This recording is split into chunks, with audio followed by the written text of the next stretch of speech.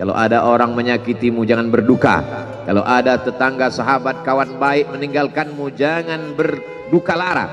Karena sesungguhnya di balik itu semua, fa inna ma'al usri yusra, inna ma'al usri yusra. Idza daqat 'alaika dunya faqul ya Allah.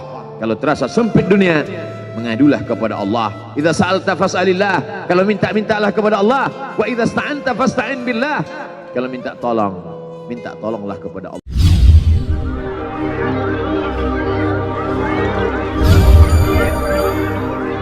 Alhamdulillah, wassalatu wassalamu ala rasulillah sayyidina wa maulana Muhammad ibni abdillah wa ala alihi wa sahbihi wa man tabi'ahu wa mawalah. Ashhadu an la ilaha illallah wahdahu la syarika lah wa ashhadu anna sayyidana Muhammadan abduhu wa rasuluhu la nabiyya ba'dah. Allahumma salli ala sayyidina Muhammadin nabiyil ummi wa ala alihi wa sahbihi wa barik wa sallim. Qala Allah Ta'ala fil Qur'anil azim wa huwa asdaqul qailin. A'udzu billahi minasy syaithanir rajim. Ya ayyuhalladzina amanu taqullaha haqqa tuqatih wa la tamutunna illa wa antum muslimun. Wa qala ta'ala fi ayatin ukhra. Ya ayyuhalladzina amanu taqullaha wa qulu qawlan sadida yuslih lakum a'malakum wa yaghfir lakum dhunubakum wa man yuti'illaha wa rasulahu faqad faza fawzan 'azima. Ibadallah, usikum wa nafsi bi taqwallahi wa ta'atihi faqad fazal muttaqun. Hadirin jamaah Jumat yang dimuliakan Allah Subhanahu wa taala. Semua orang senang melihatnya karena dia bersih, karena dia rupawan, karena dia sopan dan santun, karena ayahnya meninggal dan ibunya juga sudah lama meninggalkannya. Orang kasihan melihatnya, maka karena kesenangan hati mereka, mereka sendiri yang memberikan gelar untuknya yang belum pernah mereka berikan kepada orang sebelum dia. Gelar itu bernama Al-Amin, orang yang layak menerima amanah. Amin diambil dari 3 huruf, alif, mim, nun. Dari kata alif, mim, nun muncullah kata amanah. Orang yang mampu menerima amanah disebut Al-Amin. Kita mengatakannya jujur. Lawan daripada amanah adalah khianah. Al-Khain, pengkhianat. Dia tidak berkhianat. Dia adalah seorang yang mampu mengemban amanah dan terpercaya. Maka semua orang percaya kepada dia. Dari alif, mim, nun, juga akar yang sama dengan iman, akar kata yang sama dengan iman, maka iman berarti percaya. Dia adalah orang yang dipercaya karena memang dia mampu mengemban amanah. Kapan kebencian itu datang? Kebencian itu datang ketika dia naik ke atas bukit Safa dan dia berkata kepada semua penduduk Makkah, seandainya aku katakan di balik bukit Jabal Abi Qubais yang besar, gagah, perkasa, tinggi, menjulang ini ada pasukan musuh yang akan menyerang kita, apakah kalian percaya? Semua mereka berkata, shadaqnaka, kami percaya karena memang kami menggelar engkau orang yang dapat dipercaya. Seandainya aku katakan bahwa ada pasukan musuh yang akan meluluh lantakkan, menghantam, membunuh kita, apakah kalian percaya? Mereka menjawab, shadaqna, kami percaya. Seandainya aku katakan bahwa aku menerima wahyu dari Allah dan aku diperintahkan Allah untuk mengabarkan kepada kalian yang baik-baik akan masuk surga, yang jahat-jahat akan masuk neraka, percayakah kalian? Disitulah perlawanan datang, bukan dari orang lain, bukan dari musuh, bukan dari lawan, perlawanan itu datang dari saudara kandung, dari ayah kandung yang masih ada hubungan darah. Tabban laka ya Muhammad alihadza jama'tana. Celakalah engkau Muhammad, apakah hanya untuk ini saja kau kumpulkan kami hari ini? Allah membelanya. Langsung Allah membelanya.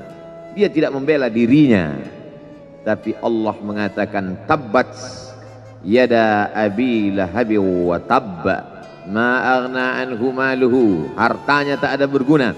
Wa ma kasab, hasil usahanya tak mendatangkan manfaat. Wa imra'atuhu hammalatal hatab, istrinya menjadi pembawa kayu bakar, simbol dari adu domba, kata-kata yang membuat menyakitkan hati yang dibawa oleh Ummu Jamil istri Abu Lahab untuk menyiksa, menjelekkan, membuli, menebarkan berita untuk membunuh karakter Sayyidina wa Maulana Muhammad sallallahu alaihi wasallam.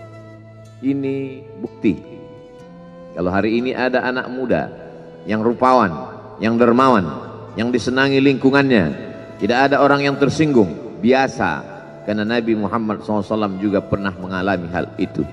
Tapi begitu kau katakan, aku tadi malam bermimpi bahwa aku mesti hijrah, meninggalkan komunitas peminum khamar, meninggalkan geng kita yang selama ini bicara tentang yang haram, maka disitulah mereka akan berkata, apakah hanya untuk ini saja kita berteman selama ini?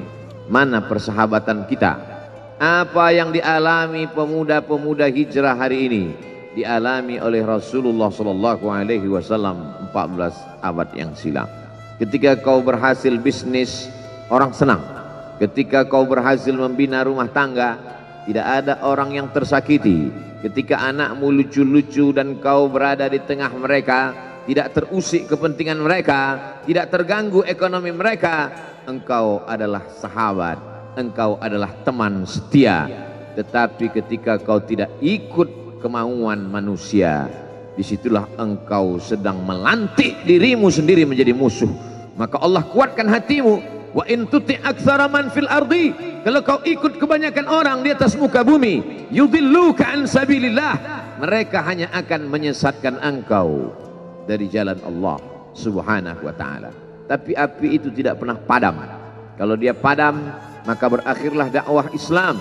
Dia terus bergelora, dia terus menyala, dia terus membakar kemunafikan, membakar kemusyrikan, sampai akhirnya embargo pun tiba. Jangan ada yang mau bergabung dengan kelompok Muhammad sallallahu alaihi wasallam. Jangan ada yang mau berkirim makanan. Jangan ada yang mau berdagang. Jangan ada yang mau menjalin transaksi. Mereka ingin membunuh secara perlahan-lahan. Jangan beli produknya. Jangan duduk bersamanya. Jangan berteman dengan dia. Kenapa kamu mau berfoto dengan dia? Kenapa kamu mau bergambar dengan dia? Kenapa kamu masih mau mendengar ceramah dia? Adakah orang yang mengalami hal itu hari ini? Adakah ketakutan-ketakutan dari hamba Allah yang mengatakan Allahu Akbar, Allah Maha Besar, tapi takut ditinggalkan kawan, cemas ditinggalkan sahabat? Maka itu pernah terjadi pada kelompok Sayyidina wa Maulana Muhammad sallallahu alaihi wasallam. Kalau pembunuhan karakter tidak berhasil, maka ada yang lebih dahsyat daripada itu. Mereka tawarkan dunia beserta isinya. Wallahi, demi Allah wahai paman, demi Allah wahai Abu Talib, law wada'u syamsa fi yamini wal qamara fi yasari, andai mereka letakkan matahari di tangan kananku, bulan di tangan kiriku, ala atruka hadzal amr, supaya aku tinggalkan dakwah ini, aku tidak akan meninggalkannya. Bujuk rayu mulai tiba. Itu terjadi pada diri Nabi Muhammad sallallahu alaihi wasallam. Kalau kau tidak mempan dimusuhi, kalau kau tidak mempan dirangkul, kau akan dipukul. Kalau kau tidak mempan dipukul, kau akan dirangkul.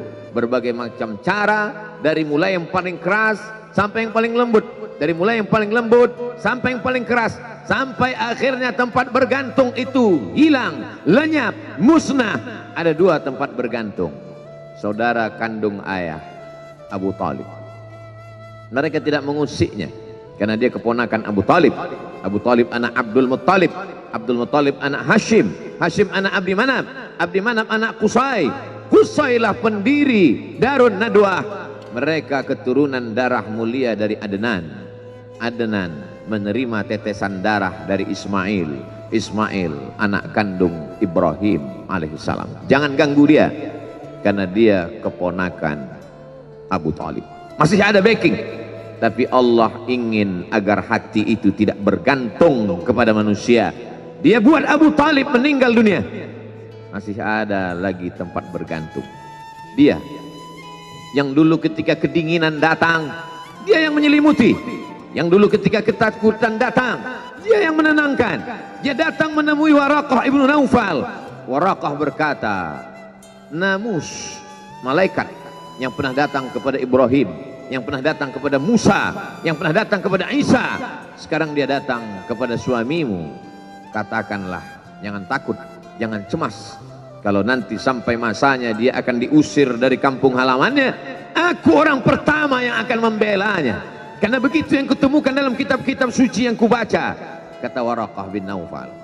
Hari itu juga tempat bergantung itu patah. Khadijah menghadap Allah subhanahu wa ta'ala. Tak lagi ada makhluk tempat bergantung, tak ada lagi ranting tempat berhinggap, tak ada lagi batang kayu tempat berpegang. Allah ingin agar engkau berserah hanya kepada Dia saja. Tidak ada makhluk. Bersandar kepada makhluk akan kecewa, bersandar pada kayu yang rindang akan tumbang, bersandar kepada benda akan binasa, bersandar kepada sahabat akan berubah menjadi musuh. Bersandarlah kepada Dia, Hayyun Maha Hidup, la yamut, Dia tak pernah mati. Bersandarlah kepada Dia, Al-Aziz yang Maha Perkasa, Al-Jabbar yang Maha Berkuasa. Itu yang diinginkan Allah dari sosok Sayyidina wa Maulana Muhammad sallallahu alaihi wasallam. Dia pergi, sengaja dia pergi berjalan kaki, karena kalau dia pergi menunggang unta, mereka sudah mengintai, dia pasti lari, dia akan pergi ke tempat yang jauh. Sengaja dia pergi berjalan kaki. Lalu kemudian dia pun sampai ke suatu tempat. Dia berharap mereka adalah orang-orang yang lembut akan yang menerimanya, tapi dia tidak diterima dengan tala'al badru alaina. Dia tidak diterima sebagai ahlan wasahlan. Ahlan, keluarga, kau datang kami sambut sebagai keluarga. Sahlan, mudah, kau datang urusanmu mudah. Ahlan wasahlan. Tapi dia tidak dianggap sebagai keluarga, dia tidak dianggap sebagai sahlan, dia dianggap sebagai musuh. Dia dilempar dengan batu, dia dilempar dengan kayu, dia dilempar dengan tulang onta. Apa yang dia lakukan? Dia bersembunyi di balik bukit. Dia angkat kedua tangannya. Ilaika ashku dha'fa quwwati. Kepada engkau saja aku mengadukan kelemahanku. Wa qillata hilati, ketidakberdayaanku. Wa hawani bainan nas, aku hina di tengah mereka. Kalau dulu aku ada tempat bergantung, ada tempat bersandar, ada tempat mengadu, hari ini hanya engkau saja ya. Datanglah malakul jibal, malaikat penjaga segala bukit di atas dunia. Kau tunjuk mana bukit yang paling besar ya Muhammad, akan kutimpakan kepada mereka. Hati yang luka biasanya akan marah, akan kecewa, tapi itu tidak terjadi pada Nabi Muhammad sallallahu alaihi wasallam. Apa yang dia katakan? Asallah an yukhrij min aslabihim man ya'budullaha wa la yusyrika bihi syai'a. Ya Allah, keluarkan dari tulang sulbi mereka, keluarkan anak cucu mereka yang akan menyembah Engkau. Tidak ada satupun yang akan mempersekutukan Engkau di atas muka bumi ini. Doanya dikabulkan, hatinya susah, pikirannya kacau, tapi lidahnya tidak berkata-kata kasar. Dia doakan agar anak cucu mereka menyembah Allah. 100% penduduk Taif hari ini bersyahadat asyhadu an la ilaha illallah wa asyhadu anna Muhammadan Rasulullah. doa orang yang teraniaya, doa orang yang terzolimi. Dia berhenti di sebuah kebun. Ada seorang yang bukan terpandang membawakan beberapa ranting anggur sebagai pelipur lara, penghilang haus, pelepas dahaganya. Ketika anggur itu akan masuk ke mulutnya, dia berkata Bismillahirrahmanirrahim, atas nama Allah. Maka hamba sahaya miskin, susah, melarat, perantau yang tak punya apa-apa itu heran. Apa yang kau ucapkan? Bismillah. Kau sebut nama Allah ya. Tidak ada satupun orang di kampung ini kalau makan menyebut nama Allah. Siapa engkau? Aku Nabi yang diutus Allah Subhanahu wa ta'ala. Berarti engkau sama dengan orang yang dulu pernah berada di kampungku. Engkau dari mana? Aku dari Ninawi. Ninawi ya. Di sana ada saudaraku, kata Nabi Muhammad SAW. Di sana ada saudaraku, namanya Yunus bin Matta. Yunus bin Matta adalah saudaraku. Sama-sama hamba yang diutus Allah Subhanahu wa ta'ala. Dia juga diingkari oleh kaumnya. Dia masuk ke dalam lautan, ditelan seekor ikan dalam 3 kegelapan. Gelapnya tengah malam, gelapnya lautan, gelapnya perut ikan. Dia berserah kepada Allah. La ilaha illa anta subhanaka inni kuntu minal zalimin. Begitu cara Allah mengingatkan Nabi Muhammad SAW. Apa yang kau rasakan hari ini belum ada apa-apanya dengan apa yang pernah dirasakan oleh Yunus bin Matta. Mendengar itu langsung saja Addas bersimpuh sujud mencium lutut Nabi Muhammad SAW. Dia tidak mulia, dia hamba sahaya, dia miskin, dia perantau, tapi dia sempat mencium tangan Nabi Muhammad SAW. Dia sempat menghilangkan dahaga dari leher Nabi Muhammad SAW. Pertemuan yang berkesan. Biarlah pertemuan itu sekali, tapi sampai ke lubuk hati. Untuk apa pertemuan yang berulang kali, tapi hanya sampai di tepi bibir, hanya basa-basi. Nabi SAW kembali, dia pulang. Di tengah perjalanan dia mendengar, qul, katakan, uhiya ilayya annahu istama'ana farum minal jin. Ada sekelompok jin. Jin itu berkata, inna sami'na qur'anan ajaba. Kami mendengarkan bacaan Al-Quran ajaba, menakjubkan, ajib.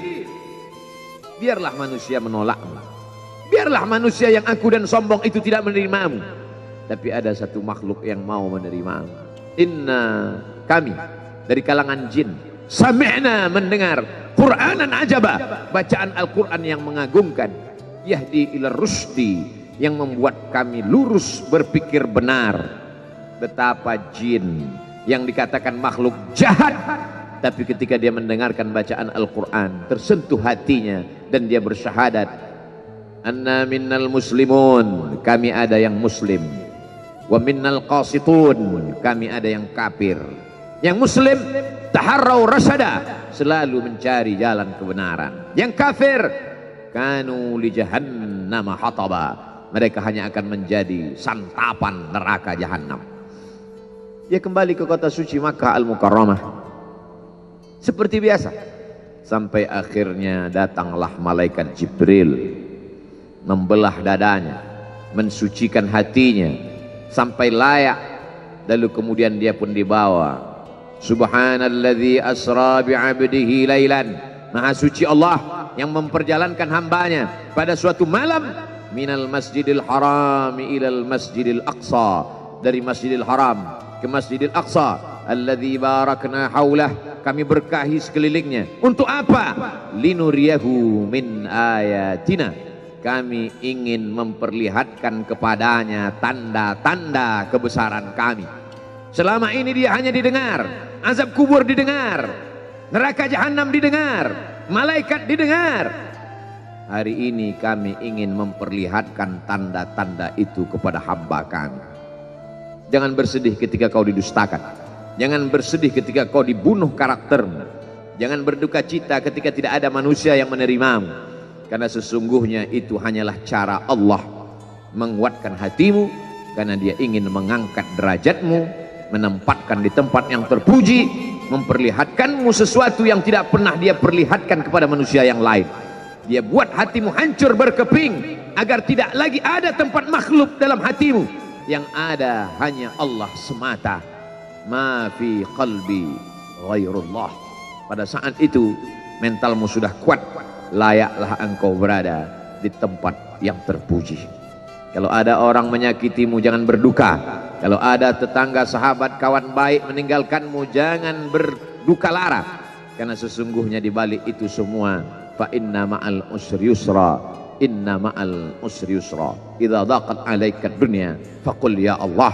Kalau terasa sempit dunia, mengadulah kepada Allah. Idza sa'alta fas'alillah, kalau minta-mintalah kepada Allah. Wa idza sta'anta fasta'in billah, kalau minta tolong, minta tolonglah kepada Allah. Iyyaka na'budu wa iyyaka nasta'in. Kepada Engkau kami menyembah, kepada Engkau kami beribadah, kepada Engkau kami bersimpuh sujud, kepada Engkau juga kami meminta pertolongan. Barakallahu li wa lakum fil Qur'anil azim, wa nafa'ani wa iyyakum bima fihi minal ayati wadh-dhikril hakim, wa taqabbala minni wa minkum tilawatahu innahu huwal ghafurur rahim.